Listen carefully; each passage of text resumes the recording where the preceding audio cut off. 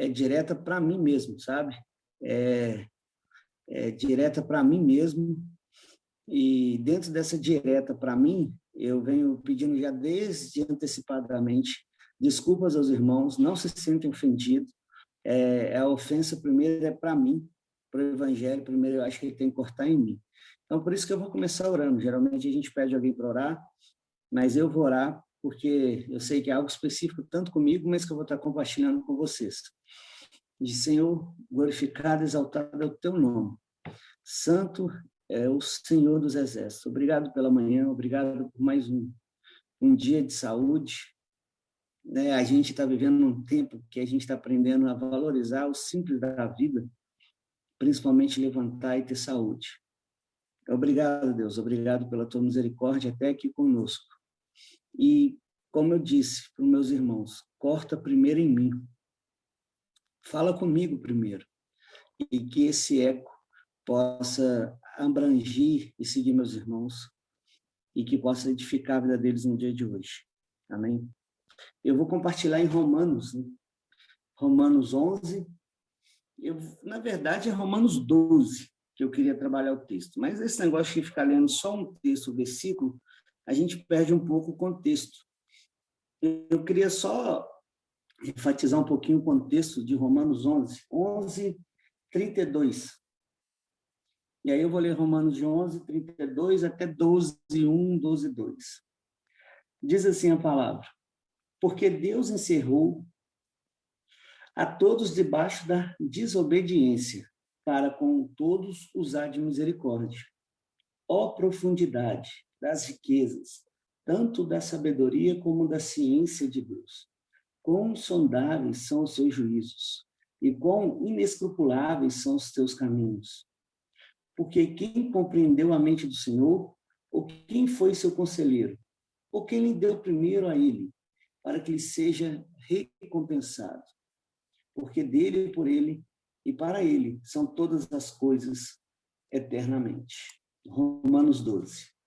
Rogo-vos, pois, irmãos, pela compaixão de Deus, que aprendeis os vossos corpos em sacrifício junto, apresentei os nossos corpos como sacrifício juntos, santos e agradáveis a Deus, e que o vosso culto racional, e esse versículo que eu queria chegar nele, e não sedes conformados com este mundo, mas sede transformado pela renovação dos vossos entendimentos, para que experimentais quais seja a boa, agradável e perfeita vontade de Deus. Amém? Se eu fosse dar um nome para essa devocional hoje, eu ia chamar ela de conformismo. Por que inconformismo? A Bíblia, nesse capítulo em Romanos, pelo menos, é uma carta muito complexa. Na verdade, nunca foi uma carta. Romanos foi um tratado teológico, a qual Paulo estava preparando para chegar em Roma. E Roma, todos sabem, era a capital do século, era a megalópolis, era o ideal de todos, porque ele era o mundo, né?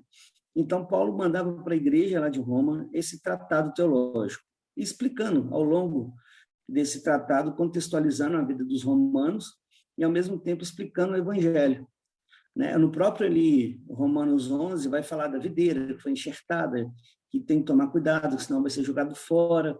Aí ele encerra com essa poesia. Aí começa de Romanos 12 para lá um aconselhamento pastoral. Romanos 1, que muitas vezes hoje, no meio do evangelho, ele é adocicado, né? Porque fala das relações homem com homem, mulher com mulher. E Paulo é bem curto e grosso, e Deus abandonou vocês aos seus desejos. E a gente hoje, no meio do evangelho, parece que a gente romantiza, tem medo, né, de virar e falar assim, porque não, é amada de Jesus, e a coisa a gente sabe que não funciona assim. Se o próprio Deus virou as costas para pessoas que têm esse tipo de escolha, quem sou eu, como ser humano, para dizer alguma coisa? Mas é pesado e quase ninguém prega, ninguém nem toca nesse assunto hoje, porque é polêmico, né?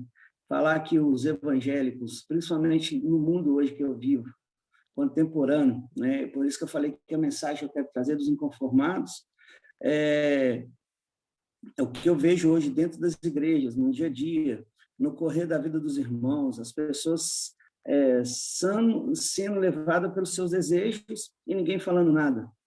E o próprio evangelho é curto em virar e falar assim, olha, filho, sinto informar, se você não tiver mudança, você vai para o inferno com o seu desejo, com a sua opção sexual. O que tem de evangélico gay hoje e acha normal e é tranquilo, não, Deus me aceita e a coisa não funciona assim, sabe? Está anos na igreja e não muda por nada, e não transforma. E não só a questão da opção sexual, que seria o caso lá de Romanos 1, mas Paulo nos chama a atenção sobre essa questão de ser inconformado. Quando ele chama em Romanos 12, 1 e 12, 2, dizer, olha, transformai a sua mente, não conformeis com esse mundo, ele está te dando um padrão. Ele está dizendo assim, no entanto, em contrapartida, não pode se contaminar com as artimanhas do mundo, a qual você exerce missão nele, mas você tem que se transformar, você não tem que ser contaminado. E aí o que eu vejo, e por isso que eu estou pedindo desculpa antecipadamente aos irmãos, eu vejo uma geração já totalmente contaminada, eu vejo uma geração contaminada com as artimanhas e os moldes deste mundo, e o molde evangeliquez, o molde crentez, o molde do mundo dentro do evangelho, e não se conformando em mudar, e não se conformando em ser luz, e não se conformando em ser parecido com Jesus e sendo um agente ativo nesse mundo. Mas não, é gente que está dentro dessa bolha, é gente que consegue falar crentez, ter rotina de crente, mas não ter vivência com Deus, não ter uma vida dedicada de experiência com Deus. E aí eu peço desculpa antecipadamente a franqueza, é um bando de crente vagabundo que muitas das vezes não quer dobrar o joelho e gastar tempo de oração com Deus, não quer gastar tempo se dedicando àquilo que Deus chamou você para fazer, sabe?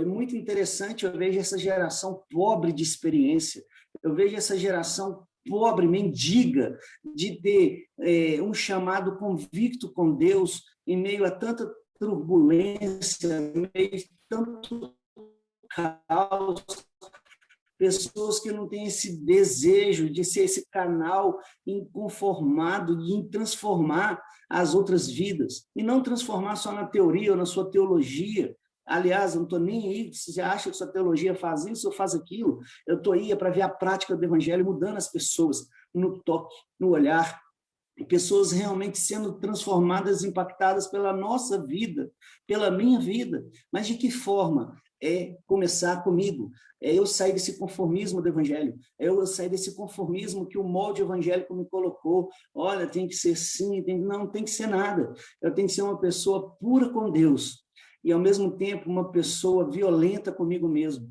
sobre as minhas mazelas, sobre aquilo que limita o agir do Espírito Santo na minha vida, sobre aquilo que eu posso dizer para Deus, Deus muda, rasga, me prende, faz algo, Deus, para que esse selvagem não venha para fora, ele não venha ser predominante na minha personalidade, mas que venha ser o teu Espírito Santo e que eu possa ser esse canal para essa geração pobre, essa geração medíocre que a gente vive hoje. A gente vive uma geração, irmão, que as pessoas não têm essa gana de ver a cura. A gente vê a geração que as pessoas não têm a gana de ser esse instrumento vivo de mudança ativa na vida do outro. E a gente pode ver isso na prática, no dia a dia. A gente pode constatar isso na prática do dia a dia, completamente. Em que forma? Simples. Quando alguém vira e fala assim, irmão, ora por mim, será que realmente a gente ora? A gente fala, não, vou orar. A gente sai daquilo que a gente está fazendo, fala assim, gente, tem uma urgência aqui, eu vou me retirar aqui 5, 10 minutos e vai dobrar o joelho e chorar a dor do outro. Será que a gente vive isso? Se a gente não vive, a gente simplesmente é conformado, a gente é um molde. E essa reflexão que eu tomo para mim nessa manhã é eu sair desse conformismo, sabe? Eu quero ser inconformado. Eu quero ser uma pessoa a qual realmente eu possa viver dentro desses padrões do Evangelho, mas os padrões dados por Deus, não os padrões do Evangelho dados por homens. O Evangelho hoje está todo formal, está todo bonitinho, sendo que Deus fala assim, olha, se inconformeis, não fique sendo o padrão que eles coloquem no mundo, o sistema. E o sistema religioso, ele é pior sistema que existe. A pior droga que existe é o sistema religioso.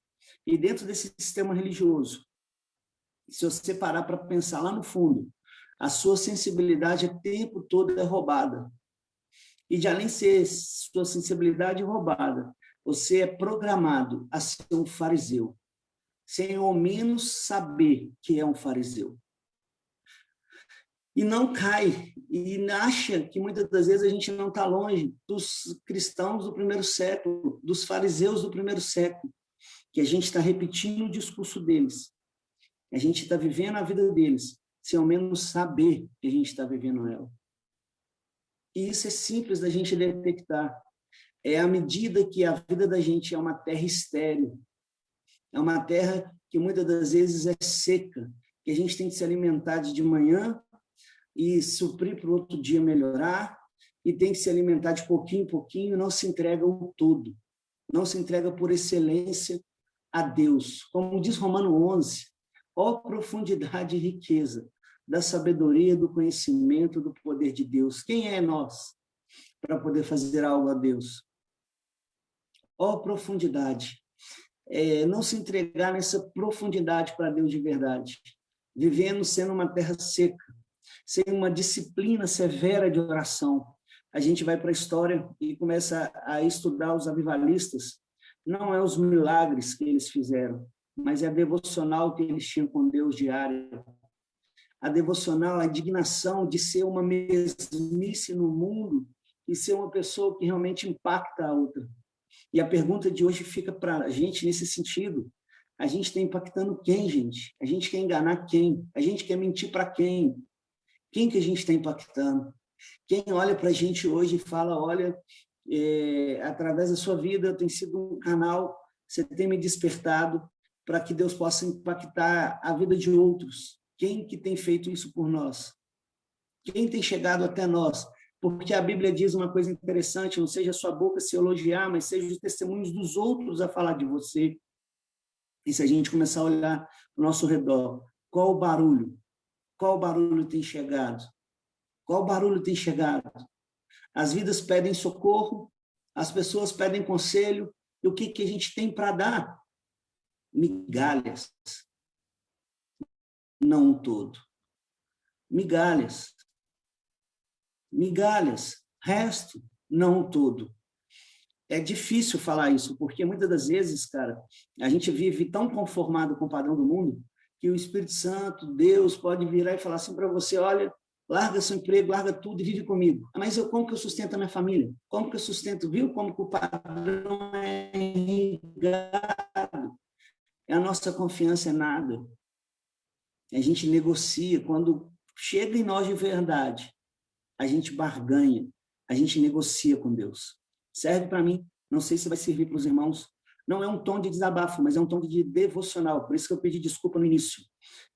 Meu jeito meio anárquico de falar, não polido, mas é um jeito que eu tenho tentado melhorar, para não ser tão direto. Mas eu fico triste, não é direta para ninguém, mas eu fico triste de ver os que me rodeiam, muitas das vezes, muitos irmãos que chegam no Instagram, ou que eu convivo, essa mesmice de achar que a vida evangélica é só ler Bíblia, orar, jejuar, e nada acontece. Nada acontece de diferente. Nada acontece para seu testemunho próprio, para sua edificação própria.